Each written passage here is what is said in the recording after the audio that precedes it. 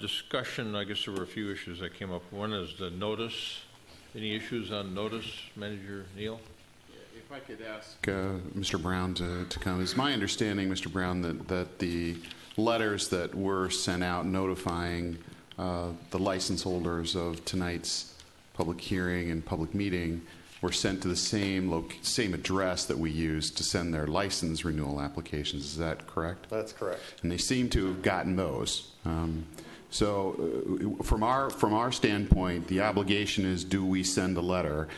We don't really have any control about what happens to it on the other end.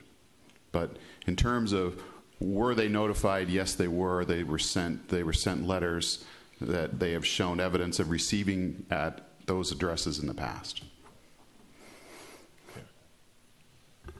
Other questions that came up for people? So that was the most significant one that I saw. Also, Your Honor, in terms of when this becomes effective, if you wanted to delay the effective date of it, you could. That's certainly within your discretion to provide some time for POS systems to be modified, or for people to provide training to their staff on the new requirement. Certainly is part of the discretion of the council to put a delay in the effective date of the ordinance. Yeah. When you say the letters were sent, I believe you. How much notice are we supposed to give, and how much time did they have from the time those letters were sent before now? Well, I'll ask our city attorney to comment on whether this was an obligatory public hearing or not. But Mr. Brown can comment on when the letters went out. As far as I consulted with the city attorney also, and it's a 30-day notification requirement. Today is the 18th, and we sent the letters on the 10th of March. So we were ahead of that 30-day notification requirement by quite a few days. Excuse me. Did you have anybody contact you within the last 5 weeks other than Not Mr. myself Bryant? directly. I think it went more to city management.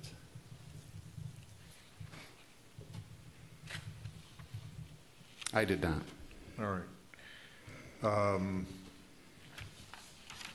Does anyone on the council have any questions about the proposed changes in the ordinance? Or is there a thought amongst council members about viewing this or potentially approving it on a first reading basis this evening, or postponing this to another time? Member Fisher, question? So my question is probably similar to one I had at our last meeting on the Market Street ordinance. So when we talk about a first reading, can somebody walk me through, as I'm still going to play the new guy card, okay, just for a little while. So if we approve what we're calling a first reading, does that imply there's a second reading?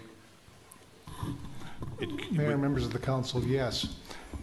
First reading is a preliminary, and then that doesn't adopt the ordinance. It's the second reading that adopts the ordinance. It becomes enacted when you adopt the ordinance on the second reading. But you can waive the second reading. If you have a unanimous approval. So you have the discretion to, you can have those readings be at one date and then the second reading be at a subsequent date. Or you can have those readings both occur simultaneously if there's unanimous approval of the action. But unless we do something different, the only public hearing would be tonight's public hearing. Normally, it's not automatic that we do a public hearing for every ordinance that we do. We're doing this one because council asked for that.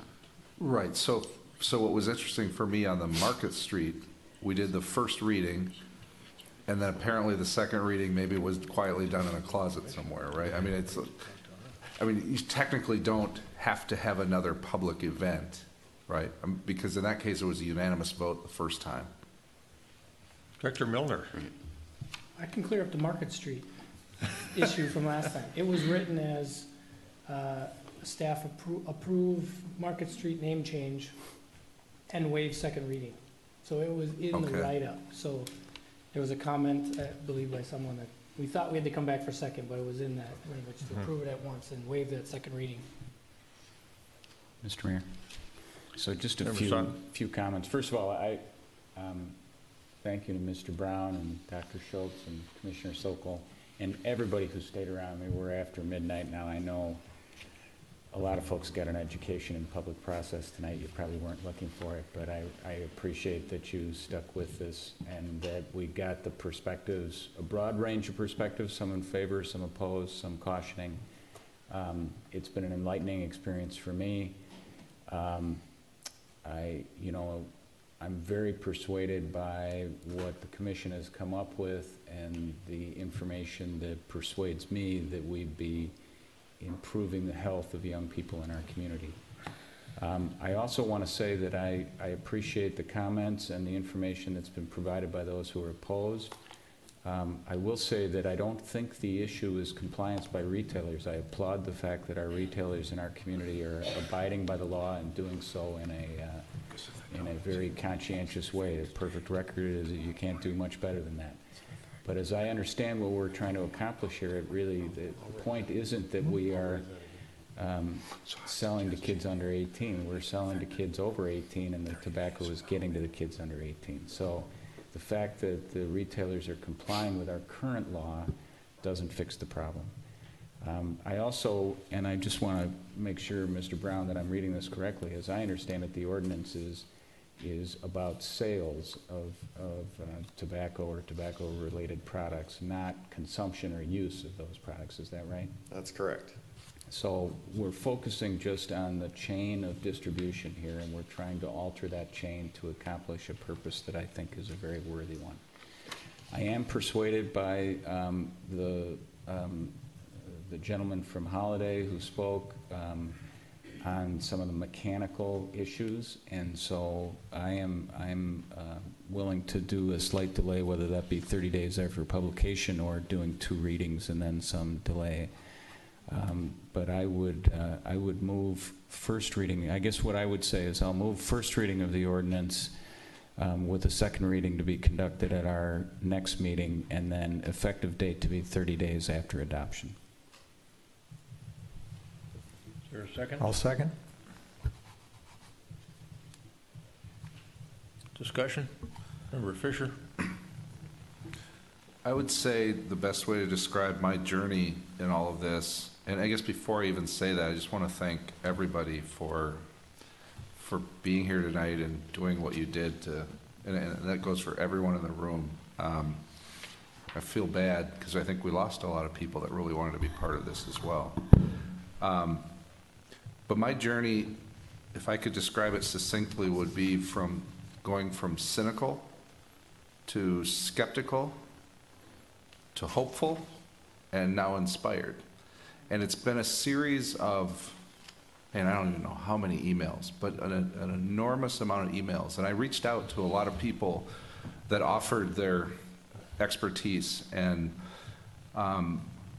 at first I really believed that this wasn't our business to deal with. And I believe, we should deal with things like we just did all night. That's our role.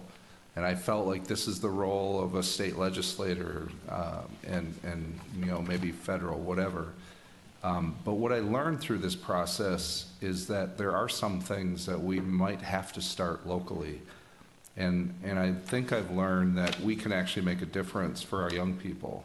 And statistically, and some comments were made by a few of the gentlemen about, whether or not this will make a difference. And I question the same thing, but I learned that data and it was validated. And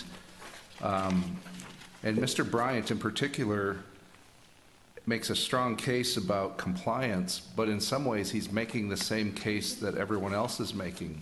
And what occurred to me through this process is this is not about 18-year-olds at all. It's about 16-year-olds, right? And who do they know? They know the 18-year-olds. And our commission member who saw it in the school nailed it, right? That's what's happening. And we can make a difference, and I think we should do it. Thank you. Member Stewart? Thank you. I had a similar journey to that of Member Fisher. I started out looking at this as an issue of commerce. And for me, it's very clear. We do not want to have city ordinances create a patchwork of different rules across the state. We do not want to have different rules and requirements from city to city to city, so that as you just move a few miles, you have these different rules of commerce. And I believe that. Where I had a softening of my viewpoint on this is not looking at it as an issue of commerce, but looking at it as an issue of health. Dr. Schultz, you did a great job of educating me, both with the written materials, but also with your presentation. And I thought particularly compelling was this story of Needham, Massachusetts, where they thought that they would change the rule and every community around them would follow them. I don't hold any particular illusions about that. I don't care if other communities follow us or don't follow us, or care that we do this or don't care that we do this. It's all the same to me. What I found compelling was the story that when Needham did this, and nobody followed them for years, and they were an island of 21 age tobacco sales. And even with that, the statistical evidence of the improvement in the health of just their community was dramatic. And I thought that well, if we can't be accountable to help improve the health in our own community, then I think we don't belong here. So that was a journey that I took to get where I am, and I support this motion. Thank you. Member Brindle? Thank you. So thank you for bringing this to us, to the, that's a comment for the Community Health Commission. I think this is where things start at the local level. I think this is where we have a lot of influence and a lot of ability to influence. So I'm much in favor of this. I think the health of our young people is our responsibility. So. Thank you. For me, it's a fairly straightforward situation. The long-term benefits to public health far outweigh the commercial aspects of this. I have some empathy for people trying to make a living in small business, or even in our larger businesses like holiday companies. But it's just too important an issue on a long-term basis. And here we are poised as a community, unbeknownst to us, frankly, that we would lead the way in Minnesota, or could potentially lead the way in Minnesota. But we have in other areas as well.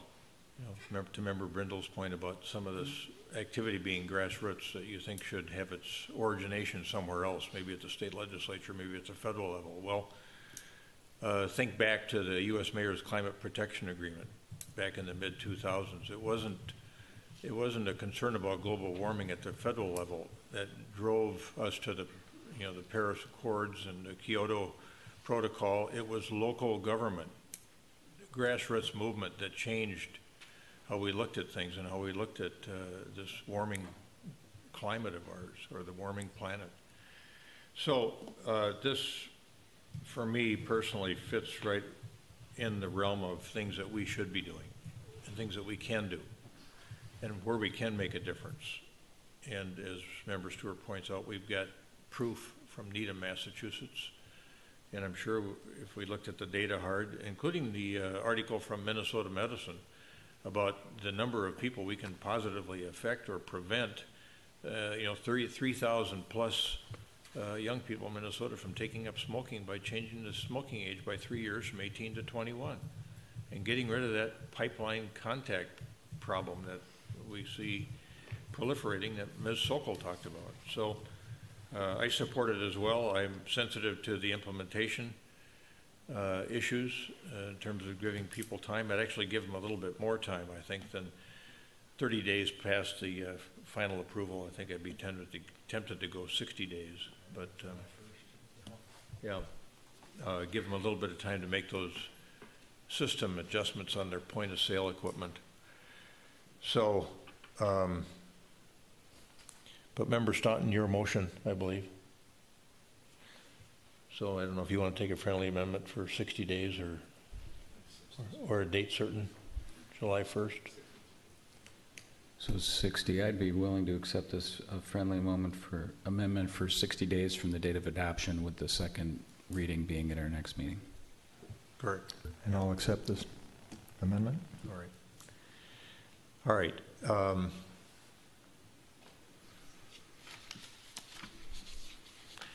We can do this on a voice vote. All those in favor say aye. Aye. Aye. Opposed? Carried.